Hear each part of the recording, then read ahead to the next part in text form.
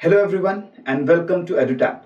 Today I am here to discuss with you about the ICAR AO 2021 examination.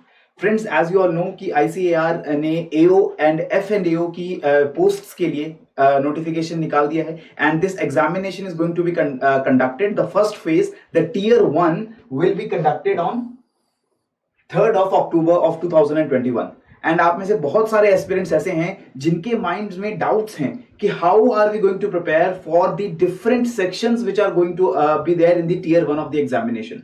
जैसा कि हम इस examination के पैटर्न की बात करें, अगर आप लोगों ने इस पैटर्न को स्टडी किया है तो बहुत अच्छी बात है। अगर आपने स्टडी नहीं किया है तो मैं आपको बता दूं कि टियर 1 एग्जामिनेशन के अंदर हमारे 4 डिफरेंट सेक्शंस से 50 क्वेश्चंस ईच पूछे जाएंगे, यानी कि in all 200 questions will be there in the tier 1 examination. Out of these 4 sections, one section which is a very important section is the general knowledge section, right. और general knowledge की इस section में हमें history, geography, polity, economy, science, इन सभी जो general studies के topics होते हैं इनसे जुड़े हुए क्वेश्चंस को आंसर करना पड़ेगा and these questions will B objective questions, MCQ questions आप लोगों से पूछे जाने वाले हैं, राइट। सो बहुत सारे एस्पिरेंट्स के माइंड में ये डाउट है कि जो हमारे जनरल नॉलेज के डिफरेंट पिलर्स हैं, ज्योग्राफी है, मॉडर्न हिस्ट्री है, एंशिएंट हिस्ट्री है, वर्ल्ड हिस्ट्री है, इन सभी सब्जेक्ट्स को कैसे प्रिपेयर हम लोग कर पाएंगे कम समय के अंदर, because all of these subjects they are quite vast in themselves and we have a very limited time available before the tier 1 examination which is going to be conducted in the month of October, right. तो यहां पर मदद करने के लिए EduTap आप लोगों के लिए आया है। सबसे पहले तो मैं आप सभी को बता दूं कि ICAR AO एग्जामिनेशन को ध्यान में रखते हुए EduTap has launched this comprehensive gold course, जहां पर आपको tier 1 and tier 2 along with the interview part of the examination A to Z आपकी जो तैयारी है उसमें EduTap आपकी मदद करेगा। एंड टियर 1 के कोर्स के अंदर we have included complete handouts and videos for history, polity, governance, geography, economy, agricultural issues, role of ICAR, general studies and scientific research। तो जितना सिलेबस है ICAR का, जो ASCRB की तरफ से सिलेबस हमें दिया गया था, वो सारा सिलेबस स्टडी करके एक्सटेंसिवली एक कोर्स हमने प्रिपेयर किया है टियर 1 को ध्यान में रखते हुए। Then full video course for general intelligence and logical reasoning and ability will be there. Arithmetic and numeric ability को ध्यान में रखते हुए जो हमारा सेक्शन है, इसके भी आपको फुल वीडियो कोर्स मिलने वाला है। अक्टूबर 2020 से सितंबर 2021 तक के कॉम्प्रिहेंसिव करंट अफेयर्स की कवरेज भी आप लोगों को अवेलेबल होगी along with English language comprehension. So tier 1 examination में 200 क्वेश्चंस को सॉल्व करने के लिए, अटेम्प्ट करने के लिए जो भी कंटेंट आपको रिक्वायर्ड है, that entire content will be available in the gold course for tier 1। Gold course की खास बात है कि टियर 2 भी इसमें इंक्लूडेड है। टियर 2 में आपको paper 1, 2, 3 and 4, there will be 4 descriptive papers in the tier 2 examination and for all these 4 papers we have provided you complete handouts and videos for paper 1, for paper 2, for paper 3 essay as well as for paper 4 of ethics, integrity and aptitude। and I can guarantee कि अगर आप ऐसा ICAR का course market में कहीं ढूंढने जा रहे हैं, इतना कॉम्प्रिहेंसिव कोर्स जो आपको एथिक्स की कवरेज प्रोवाइड करे, आपको लॉजिकल रीजनिंग, लैंग्वेज कॉम्प्रिहेंशन की कवरेज प्रोवाइड करे along with GS and descriptive answer writing, hand holding, ये कोर्स आपको कहीं अवेलेबल नहीं होने वाला है। And this entire course is available only in 5500 rupees, right. 5500 rupees के अंदर एक कोर्स अवेलेबल है and if you use the code early15 तो आपको 15% डिस्काउंट भी इसके ऊपर अवेलेबल होने वाला है। And for aspirants who do not want to join the complete course and only want to prepare for tier 1, silver course is also available only in 4000 rupees. जितने भी डिलीवरेबल्स आपको टियर 1 में मिलने वाले हैं, full handouts along with video lectures for general intelligence, logical ability, English language comprehension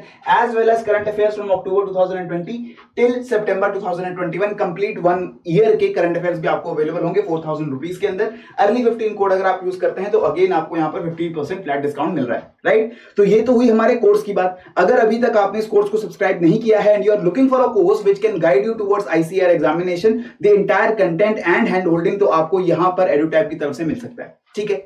course की बात के बाद अब हम चलते हैं आज के मुद्दे पे, जो है कि मॉडर्न हिस्ट्री को जब हम प्रिपेयर करने जाएंगे, इतने वास्ट सिलेबस में से अगर हम मॉडर्न हिस्ट्री को कैलकुलेट करें, हम 1750 के अराउंड हम मानते हैं कि हमारा मॉडर्न हिस्ट्री की इंडिया की शुरुआत हो रही है।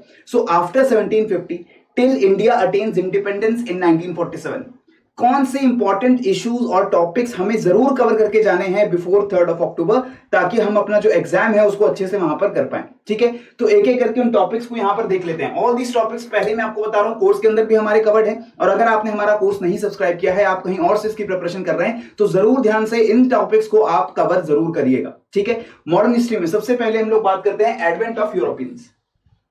How Europeans they came into India. Arrival of Portuguese, Dutch, French and English. These are the four major powers which came into India, right? और इनमें सबसे पहले पोर्टुगीज आए, उसके बाद डच, फ्रेंच, इंग्लिश, एक एक करके इन्होंने इंडिया में आए और इंडिया के जो लोकल रूलर्स हैं उनसे उन्होंने परमिशन लिया, फैक्ट्री सेटअप किए, अपने ट्रेडिंग डिपो सेटअप किए और किस तरीके से they fought with regional kingdoms.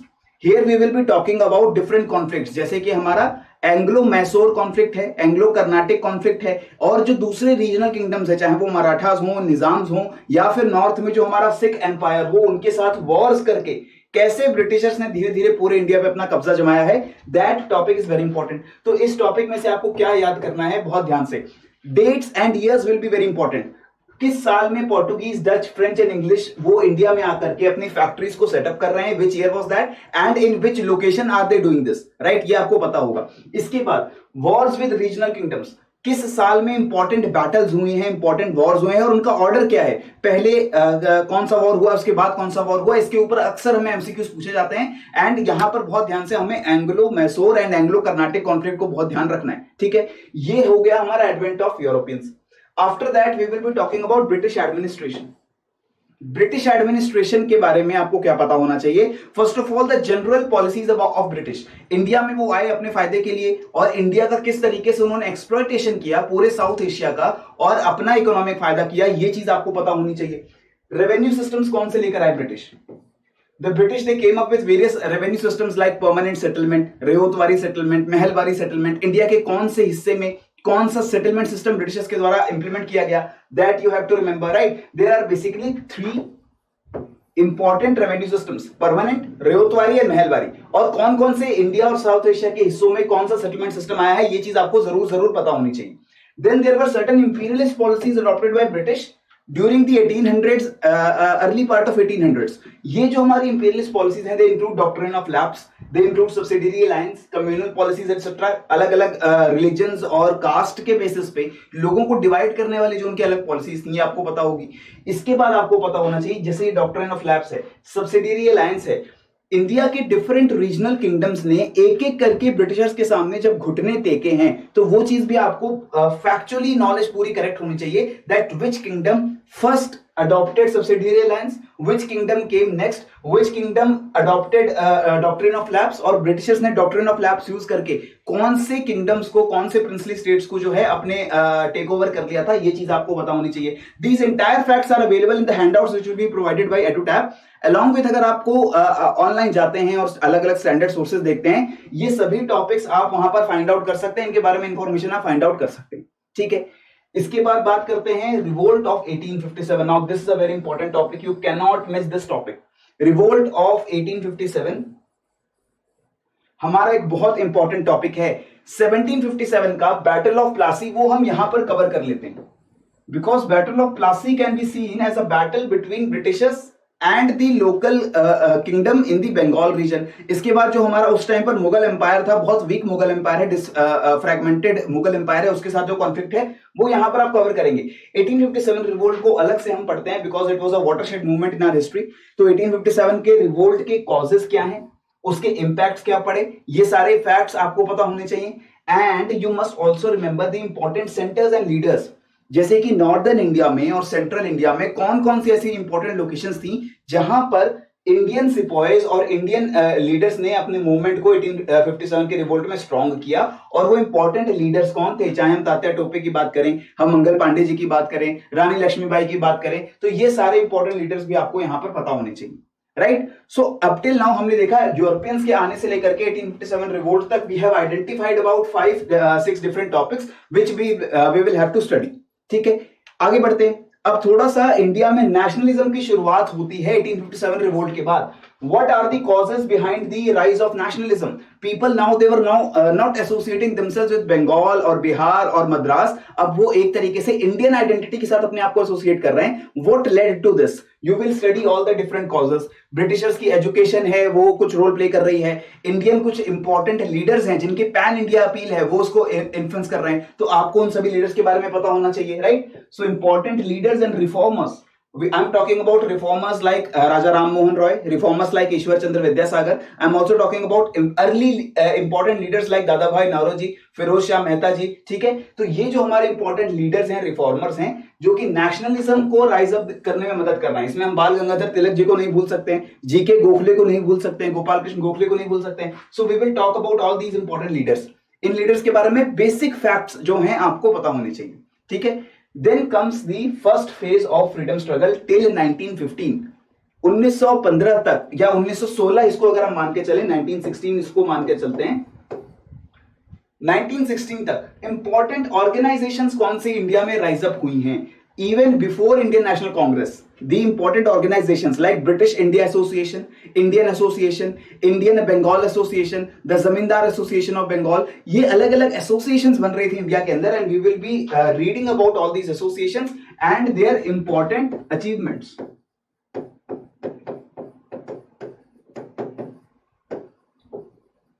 जैसे इंडियन एसोसिएशन है, बहुत इंपॉर्टेंट अचीवमेंट्स आई कि जब इंडियन सिविल सर्विस के एग्जाम्स हो रहे थे, उसमें लेकर के रिफॉर्म्स को लेकर के बहुत सारा जो मूवमेंट किया गया बाय इंडियन एसोसिएशन, वो बहुत सारा फायदेमंद हुआ इंडियंस के लिए. So we will be learning about all these organisations and their important achievements. After that early leaders of Congress. Congress के जो अर्ली लीडर्स हैं, I am talking about Gokhale ji, Dadabhai Naoroji, जो अर्ली लीडर्स हैं, इनकी हम बात करेंगे. फॉर्मेशन ऑफ कांग्रेस भी यहां पर इंक्लूडेड. 1885 में कैसे कांग्रेस का फॉर्मेशन हुआ है, we will also be learning basic facts about this. कौन से ईयर में कांग्रेस बनी है, पहले लीडर्स कौन थे, जो अर्ली सेशंस हुए हैं उनको किसने प्रिसाइड किया था, कौन प्रेसिडेंट था अर्ली सेशंस का, we will be learning that. Then swadeshi and home rule movement. Swadeshi movement जो कि बंगाल पार्टीशन के रिस्पॉन्स में हुआ, एंड होम रूल मूवमेंट जो कि इंडिया में सेल्फ रूल की डिमांड को लेकर हुआ था. इंपॉर्टेंट लीडर्स जैसे बाल गंगाधर तिलक हैं, एनी बेसेंट हैं, इनके साथ जो दूसरे इंपॉर्टेंट लीडर्स एसोसिएटेड थे उनके कॉन्ट्रीब्यूशंस के बारे में हम पढ़ेंगे. राइट. सो 1905 का स्वदेशी मूवमेंट, 1916 का होम रूल मूवमेंट, इसके इंपॉर्टेंट लीडर्स, सेंटर्स और डेवलपमेंट्स भी आपको पता होनी चाहिए. डन है. आगे बढ़ते हैं, second phase of freedom struggle पे चलते हैं. आफ्टर 1916, आफ्टर 1916 का जो फ्रीडम स्ट्रगल है वो गांधीयन फिलॉसफी से डोमिनेट हो जाता है. सो गांधीयन फिलॉसफी जैसे सत्य, अहिंसा, सर्वोदय की जो उनकी फिलॉसफी है, उनकी फिलॉसफी है कि कास्ट डिस्क्रिमिनेशन नहीं होना चाहिए. राइट. तो ये सारी जो फिलॉसफी है गांधी जी की, वो आपको पता हो. And the important movements which were initiated by Gandhi ji, starting from the non cooperation movement जो उन्होंने 1920 में स्टार्ट किया है, और उसके बाद जैसे जैसे आगे डेवलपमेंट्स होती गई तो उनकी नॉन कोऑपरेशन मूवमेंट, डांडी मार्च जो सॉल्ट लॉ को ब्रेक करने के लिए था, सिविल डिसोबीडियंस मूवमेंट वहां से स्टार्ट हो गया. देन आफ्टर दैट उनकी जो इंडिविजुअल सत्याग्रह की मूवमेंट थी, क्विट इंडिया मूवमेंट थी. ये सारे इंपॉर्टेंट मूवमेंट्स, उनसे जुड़ी हुई important dates and important leaders आपको पता होने चाहिए. ठीक है. इसके साथ there was revolutionary trend in India also. I am talking about Hindustan Republican Association, Hindustan Socialist Republican Army, जिसमें हमारे रेवोल्यूशनरी जो फ्रीडम फाइटर्स हैं, चंद्रशेखर आजाद जी हैं, भगत सिंह हैं, राजगुरु हैं, ये राज बिहारी बोस हैं, मदन लाल ढींगरा हैं, ये जो हमारे इंपॉर्टेंट लीडर्स हैं, इनकी क्या अचीवमेंट है, किस तरीके से इन्होंने वायलेंस को फॉलो करते हुए, रेवोल्यूशनरी टैक्टिक्स को फॉलो करते हुए ब्रिटिशर्स के अगेंस्ट स्ट्रगल किया है. ये सभी important leaders, revolutionary movements and organisations, इससे जुड़ा फैक्ट्स आपको पता होना चाहिए. डन है. Other movements after the freedom struggle of 1915, यहां से लेकर के 1947 तक की जितनी इंपॉर्टेंट मूवमेंट्स है वो आपको पता होंगी. दूसरी मूवमेंट्स में आपको ध्यान रखना है, there were many peasant revolts across India. Britishers के अगेंस्ट, जमींदार्स के अगेंस्ट, या जो एक्सप्लॉयटेशन हो रहा था पेजेंट्स का, उसके अगेंस्ट बहुत सारी पेजेंट मूवमेंट्स हुई हैं. ट्राइबल रिवोल्ट्स भी हुए हैं, उसका आपको ध्यान रखना है. चाहे हम साउथ में मोपला रिबेलियन की बात करें, सेंट्रल इंडिया में डेक्कन अनरेस्ट की बात करें, संथल रिबेलियन की बात करें जो कि छोटा नागपुर रीजन में हुआ है. ठीक है. नॉर्थ ईस्ट इंडिया में हम गाइडेलियो मूवमेंट की बात करें. नॉर्थ इंडिया में जब हम आते हैं तो जो हमारी पागलपंथी की अपराइजिंग थी, बंगाल साइड में सन्यासी की अपराइजिंग थी. तो ये सारी पेजेंट रिवोल्ट्स, इंपॉर्टेंट लीडर्स और कॉजेस आपको पता होने चाहिए. ठीक है. Very very important topic this is. Then social reform movements is also that, चाहे वो हमारा ब्रह्मो समाज मूवमेंट हो राजा राम मोहन रॉय का, या फिर जो आर्य वैदिक मूवमेंट आया था बाय दयानंद सरस्वती जी, एंग्लो वैदिक मूवमेंट, वो भी आपका बहुत इंपॉर्टेंट सोशल रिफॉर्म मूवमेंट है. स्पेशली जो अनटचेबल्स एंड लोअर कास्ट के अपलिफ्टमेंट के लिए मूवमेंट्स हुए हैं. ज्योतिबा राव फुले की जो आपका प्रार्थना समाज है, सत्यशोधक समाज है, ये बहुत इंपॉर्टेंट है. फीमेल एम्पावरमेंट के लिए, विमेन एम्पावरमेंट के लिए बहुत सारे मूवमेंट्स हुए हैं, राइट। विमेन इमेंसिपेशन को लेकर के राजा राम मोहन रॉय ने, ईश्वर चंद्र विद्यासागर ने, फिरोज शाह मेहता जी ने बहुत सारे मूवमेंट्स किए और अवेयरनेस को जनरेट किया। ये मूवमेंट्स आपको पता होने चाहिए, right. Trade union movements is again a very important trend. Communist movements India के 1905 1910 के बाद इंडिया में और ज्यादा स्ट्रांग हुई है। कैसे इंडिया में कम्युनिस्ट मूवमेंट स्टार्ट हुई, इंडिया के अंदर इंपॉर्टेंट ट्रेड यूनियंस पहले कौन से बने, all India trade union Congress की हम लोग बात करें, भारत मजदूर संघ की बात करें, किसान मजदूर संघ की बात करें, तो ये जो important trade union movements inspired by the communist ideology, socialist ideology, that is also very important and many important leaders were associated with this. ठीक है, चाहे हम कांग्रेस के लीडर्स की बात करें जैसे कि जवाहरलाल नेहरू हैं, मोतीलाल नेहरू हैं, इनकी हम लोग बात कर लें, या फिर जो दूसरे हमारे लीडर्स हैं उनमें से भी बहुत सारे जो लीडर्स हैं वो ट्रेड यूनियंस के साथ, कम्युनिस्ट आइडियोलॉजी के साथ जो हैं वो जुड़े हुए थे। ठीक है, केटी तेलांग की हम बात कर रहे हैं, तो ये सारे जो लीडर्स हैं इनके बारे में आपको पता होना चाहिए। ट्रेड यूनियंस कौन सी इंडिया में ओरिजिनेट हुई थी पहले और किस तरीके से वो आगे डेवलप हुई, ये सारी फैक्चुअल इंफॉर्मेशन की मैं बात कर रहा हूं, ये आपको याद होनी चाहिए ईयर वाइज। ठीक है, then after that we will talk about world wars. यहां पर इंडियन मॉडर्न हिस्ट्री के कॉन्टेक्स्ट में whenever we read about world wars we have to be careful about impact on India. World wars को world history के perspective में भी हम study करते हैं, वहां पर हम देखते हैं कि कौन सी कंट्रीज इसमें ज्यादा एसोसिएटेड थी, कौन सी कंट्रीज डायरेक्टली इन्वॉल्व थी और क्या डेवलपमेंट्स थी which led to the world war. But from the Indian point of view, what we will be studying is impact on India, because India was a British colony and Britishers they were active participant in World War 1 and 2. So दोनों world Wars का India के ऊपर क्या impact हुआ, बहुत सारे India में फैमाइन्स आए, इकोनॉमिक हार्डशिप्स हुई, इंडिया से बहुत सारे जो सोल्जर्स हैं वो गए वर्ल्ड वॉर में लड़ने के लिए दूसरे देशों में। ठीक है, तो उसके बारे में आपको पता होना चाहिए। देन आपको ये भी पता होना चाहिए सेकेंड वर्ल्ड वॉर जब आया है तो इंडियन फ्रीडम स्ट्रगल का उस पर क्या इंपैक्ट पड़ा है और ब्रिटिशर्स ने क्या डेवलपमेंट्स किए इंडिया को अपनी तरफ लाने के लिए। जैसे उन्होंने क्रिप्स मिशन भेजा था, कैबिनेट मिशन भेजा, वेवल प्लान आया लास्ट में कि Indians should also support British in their war effort, they should also support Britishers during the second world war and to ensure that Britishers they came up with various concessions। ये concessions क्या थी ये भी आपको पता होना चाहिए।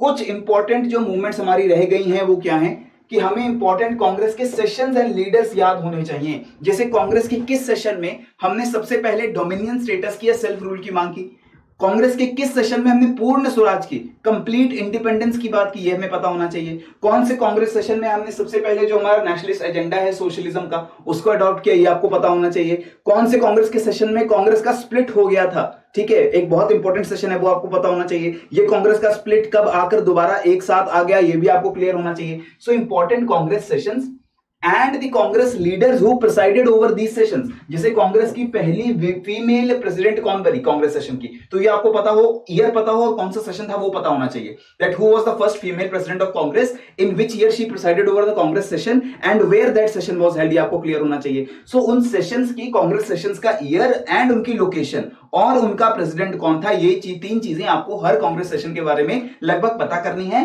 खास तौर पर important Congress session, right. Then comes the round table conferences। Britishers they came up with 3 round table conferences जहां पर इंडियंस को साथ वो लेकर आए और इंडिया में किस तरीके से पॉलिटिकल डेवलपमेंट आगे होना चाहिए उसके ऊपर उन्होंने बात की। So these 3 round table conferences, who were the leaders who participated in the 3 round table conferences and what were the outcome of these conferences, ये आपको क्लियर होगा। पूना पैक्ट एक बहुत इंपॉर्टेंट पैक्ट, पूना पैक्ट जो कि एक तरीके से इंडिया के अंदर जो कम्युनल इलेक्टोरेट और कम्युनल पॉलिटिक्स की शुरुआत हो रही थी उसको कम करने में बहुत ज्यादा इंपॉर्टेंट रोल निभाता है। पूना पैक्ट की हम बात करेंगे। Gandhi Irwin pact is also very important pact between Gandhi ji and the British viceroy at that time. तो ये जो इंपॉर्टेंट पैक्ट्स हैं, राउंड टेबल कॉन्फ्रेंसेज हैं, ये भी आपको क्लियर होंगी। In addition to this modern history का एक और इंपॉर्टेंट टॉपिक है constitutional developments.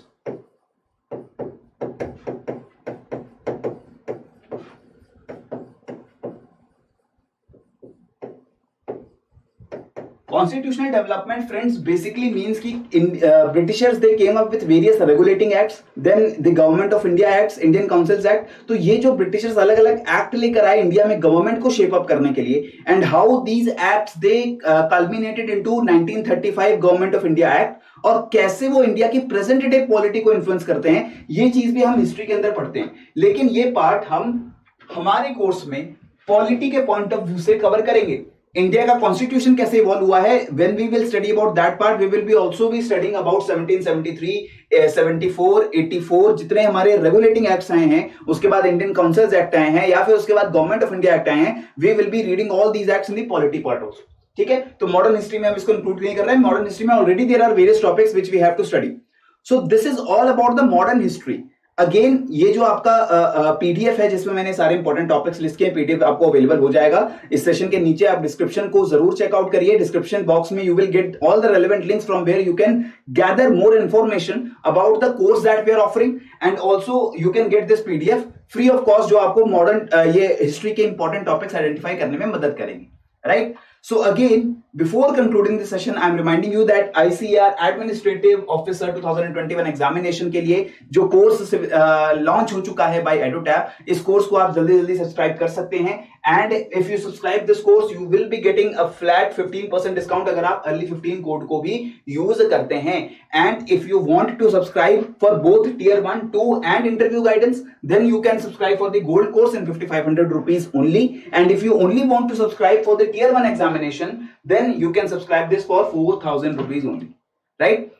So do not miss out on this golden opportunity and feel free to contact us at the relevant links which are given in the description box given below. और वहां से आपको अगर कोई advice, कोई counselling, कोई आपकी confusion आप दूर करना चाहते हैं regarding this course and regarding the examination of ICAR हो, तो वो भी आप EduTap की मदद वहां भी ले सकते हैं।